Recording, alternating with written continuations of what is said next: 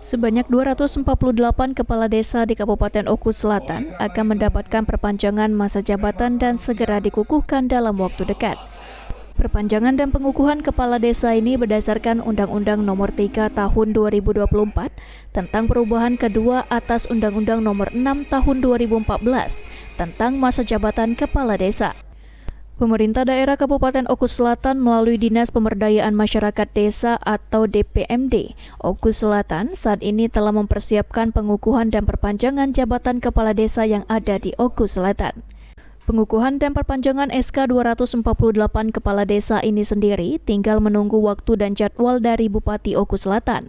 Mengingat saat ini Bupati Oku Selatan masih dalam masa cuti pasca menunaikan ibadah haji.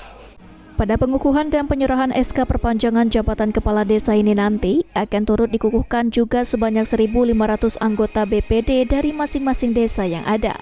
Pelaksanaan pengukuhan kepala desa dengan BPD ini menunggu Bapak Bupati selesai cuti. Namun untuk SK kepala desa dengan BPD sudah diverifikasi dan sudah di bagian hukum. Untuk penandatanganan menunggu Bapak Bupati melaksanakan tugas di Kabupaten Oku Selatan. Sri Fitria, Napal TV.